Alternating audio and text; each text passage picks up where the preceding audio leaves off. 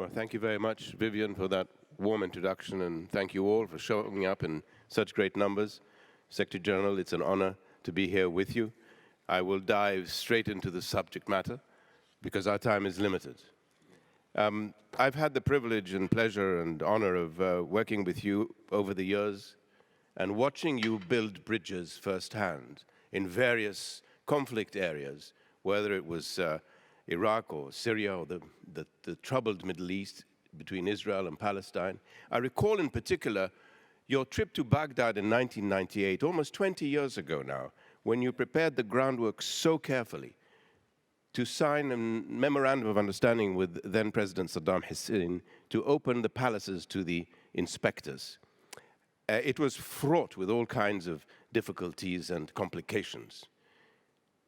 Tell us a bit about how that experience shaped your own mediation and bridge building techniques, please.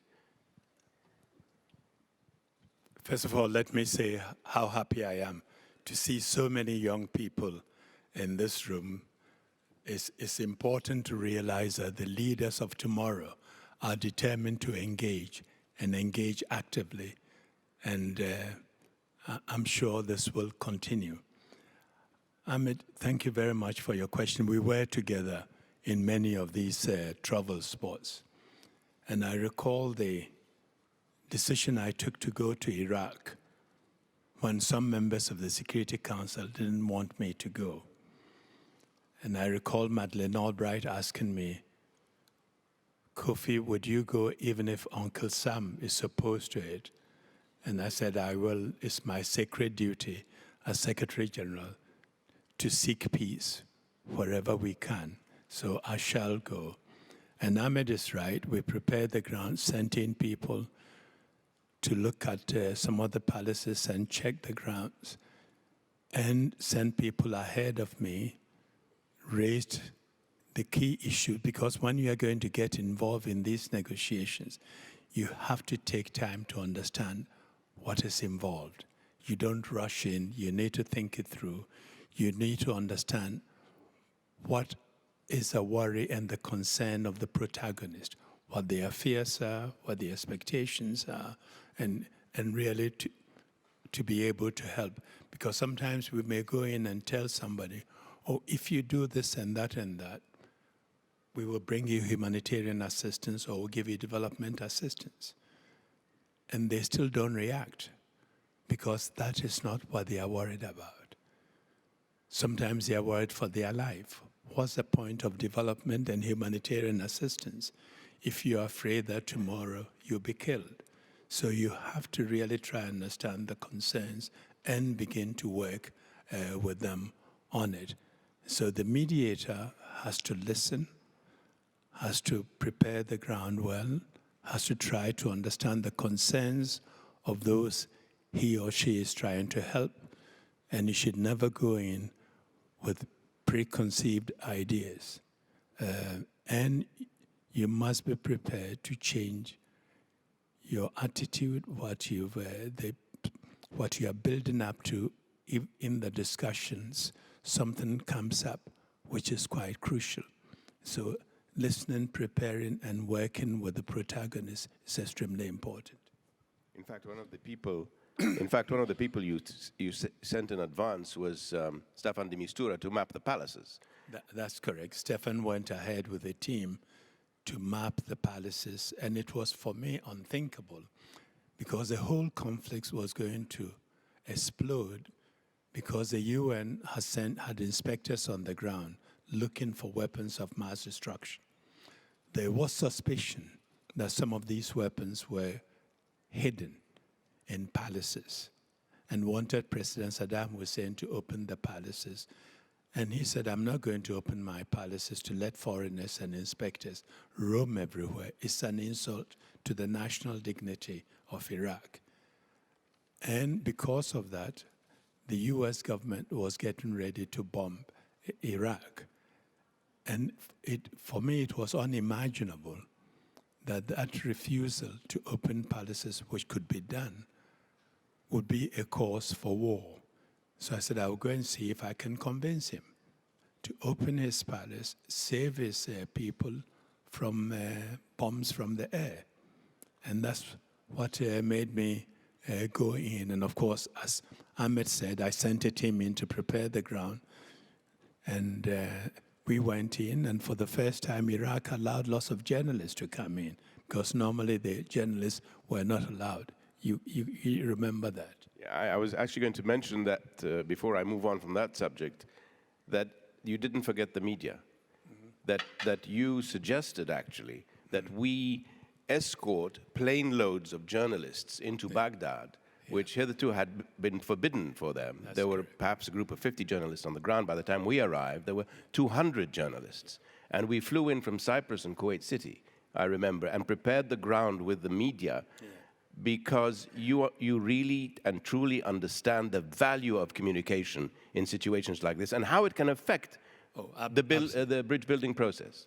No, absolutely essential to get the right message out, get the right information out, and work with the media. In most cases, even when I was working in Kenya, I met often with the media owners, telling them, you have to be responsible. You are part of the society.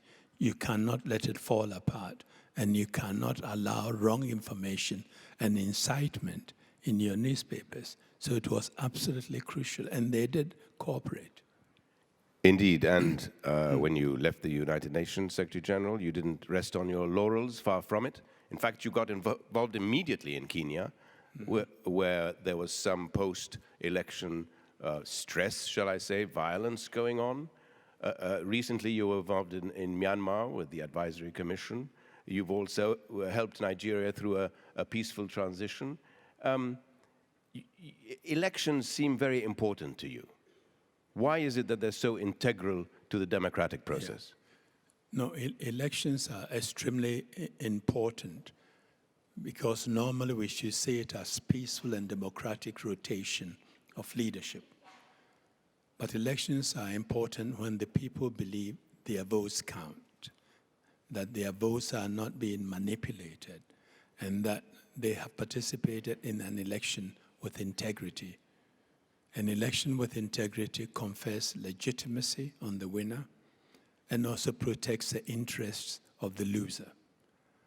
Where people believe that their votes don't count because the system has either been manipulated or both with money are buying votes or are buying politicians who take decisions for them and protect their interest, you run into difficulties. I mean, these days, it's not unusual to see elections lead into conflict instead of leading to peaceful rotation of leadership.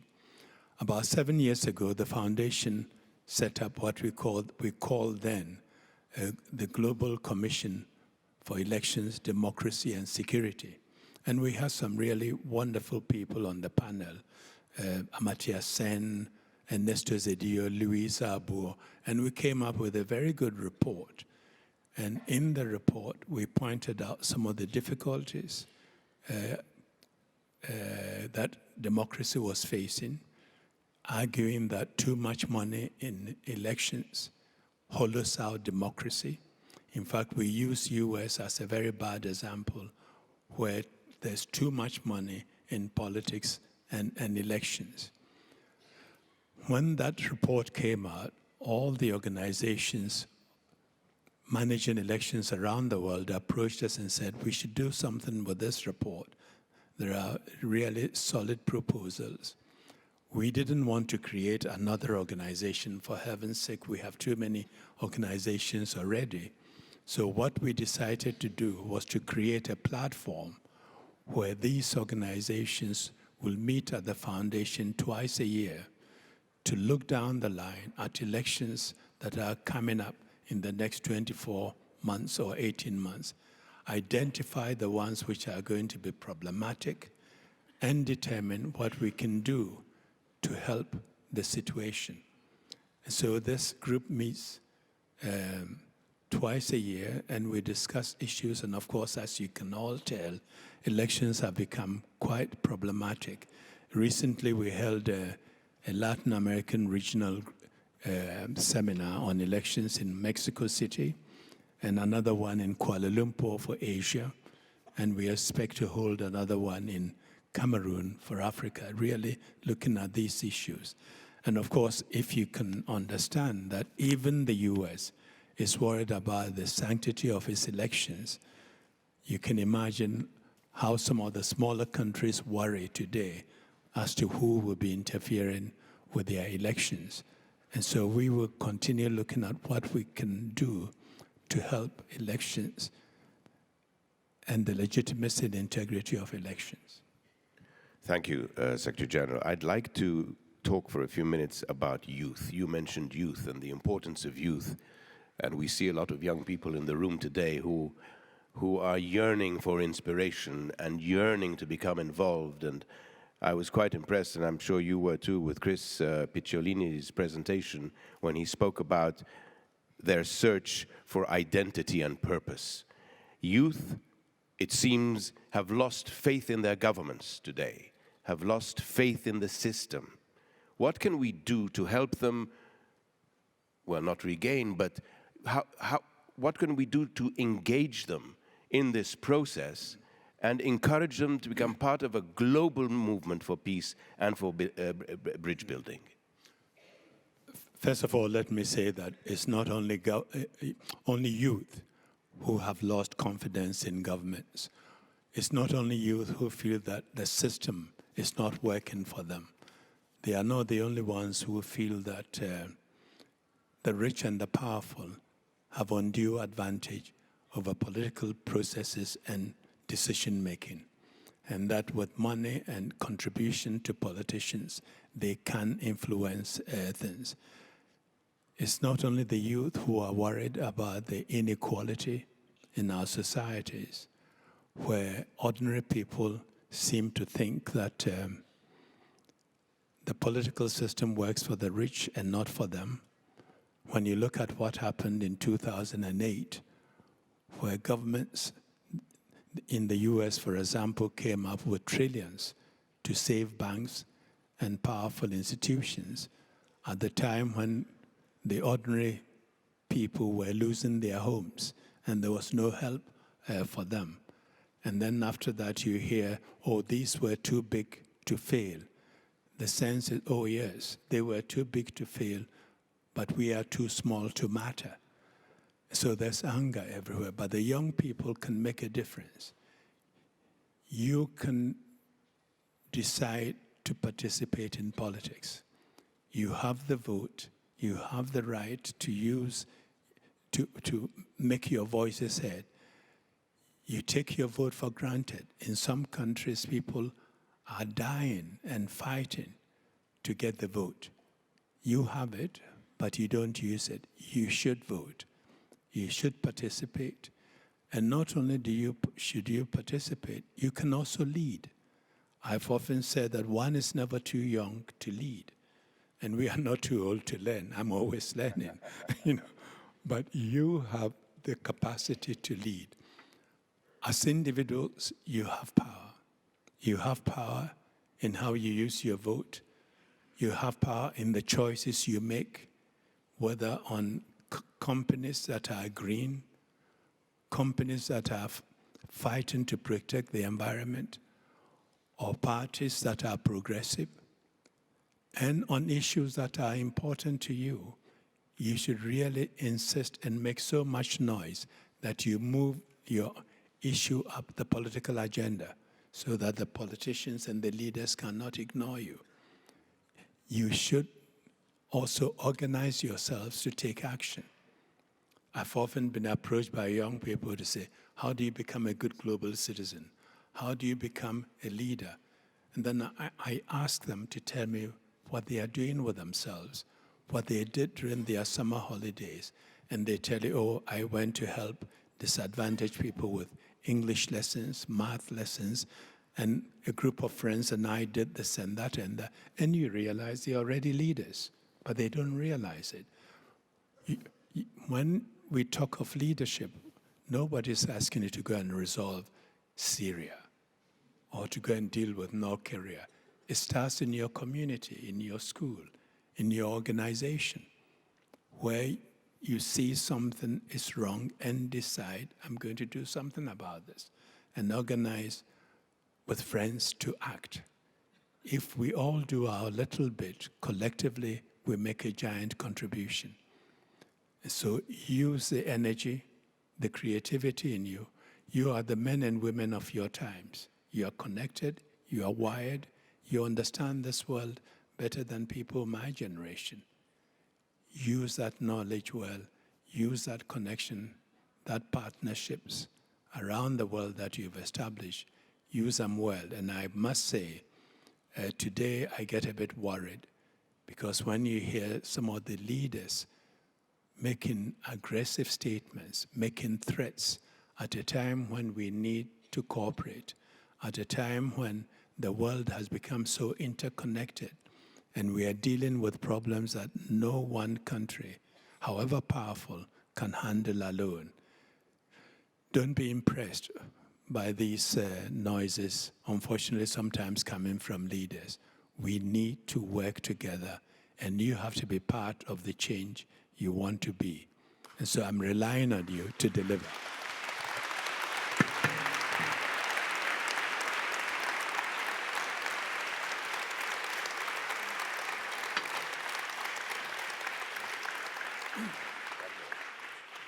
Wow. That would have been a great note to end on, but I'm Why not don't finished. you? Why don't you? And the youth in this room have a mandate now to go and make a lot of noise and be the change you want to be. Secretary General, can I just conclude by asking you, I see Achim looking at me and shaking his head, but I know you have a concept about the three greatest problems that humanity is facing today. Inequality, if I'm right, climate change, and an area we visited a lot together, the Middle East, the situation in the Middle East. Can you elaborate briefly on that? No, absolutely. I believe that inequality is causing quite a lot of the divisions we see today. People who feel left behind and have a sense that their governments are not doing anything about it, nor even discussing it with them and coming up with programs for helping them. You know, at the end of the Industrial Revolution, governments came up with safety nets. At the end of World War, they came up with safety nets to help people. Now you have people whose incomes have been going down for about 3-4 decades, don't see where things are going to turn around in their favor. And they see robots, 3D printing, innovation taking away jobs. And governments are not talking to them, not telling them, yes, we know these are difficult times. We have a program for you. We have a program that will retrain you for the jobs that are coming, rather than pretending that the jobs have moved to China, Mexico, and we're going to bring them back, that we're going to bring coal back. Coal is not coming back. The jobs didn't go to Mexico or China. It's innovation and artificial intelligence, 3D printing, that took the jobs away. Take driverless cars. When driverless cars come in the US alone, they claim there are about 20 million jobs associated with driving. What happens to those drivers? What are we doing about them? What happens to other areas where science and innovation is disrupting activities and jobs for people? The leaders have to engage them, and if the leaders don't engage, you make them engage. You raise a question. You ask them, what are you doing about these issues? Don't let them get away with it. It's a two-way traffic. You cannot leave everything to the leaders, and I firmly also believe that in situations where leaders fail to lead, the people can lead, that is you, can lead and make them follow. So don't underestimate your own power. On climate change, climate is an all-encompassing threat. It's a threat to our health, our source of food and water, and to our very existence. And so if we don't focus on it and collectively try to mitigate climate change and do something about it, all our efforts are going to come to naught. what's the point of pushing for development and if tomorrow the world is we are in an entirely different world? So we have to take climate change seriously and work together to deal with it. Middle East is an area, as you say, Ahmad, we've worked very closely and we've done lots of work in. And there was a time when one talked about Middle East crisis, one was talking about Palestinian and Israel. It was that limited when one talked of Middle East crisis. But today the whole region, starting from North Africa, Libya, Iraq, Syria, and you can stretch it all the way to Afghanistan. And when you see what is happening in the Middle East, it is tragic. In Syria, for example, there are lots of proxy wars. Lots of people are fighting in Syria. And some of the wars and the fighting has nothing to do with Syrians. It's a proxy war between competing powers. And also one thing we need to understand, when outsiders get involved in civil wars of the nature we've seen in Syria, it prolongs a war. Let's assume that the civil war had been limited to only Syrians. In my judgment, the war would have ended. First of all, they would have been tired. They wouldn't have the resources to continue it for 7 years and going on. But because they have outside supporters, if there is no more ammunition, they bring it in. If they need money, they give them the money, and the war goes on. But I think the only way to solve the crisis in the Middle East and in Syria in particular is, I believe we need to work together. You remember when we were working together on Syria, I pushed for the Geneva Communique, which said what is required in Syria was a transitional government with full executive authority. And I got everyone to sign, the permanent members. Hillary Clinton signed, Lavrov signed the document, and they were to go to New York and follow through. But they went to New York, and instead of following through, started fighting each other and pointing fingers at each other. And I decided those who gave me the job were not as serious as I was, and that the war was going to go on. I don't know if you recall, when I left at one of our last meetings with the staff, I said, don't worry, tomorrow they will be where I am today. And I thought tomorrow will come in within 3 months maximum, but it did not come till 3 years later, when they met in Vienna and decided to go back to Geneva Communique and work on the basis of a transitional government. The only way we can resolve the crisis in Syria is if the Syrians, the regional powers, and the international community work together on a common framework and come to the conclusion that no one is going to win this war. And even those who claim they have won, what have you won? A ruined state, a destroyed state? What sort of victory is that? And the whole culture destroyed. And so I think they will have to come together and work together. My hope is that if the 3 circles, the first circle being Syrian, second one being regional powers, and the third international community, come together and bring everybody together around a common framework and give the Middle East its Westphalia moment. After all, Europe, after a 30-year war, realized everybody was a loser, and they met in Westphalia and got the Treaty of Westphalia. I hope sooner or later, Middle East would also have its Westphalia moment. Thank you. Thank you, Secretary General.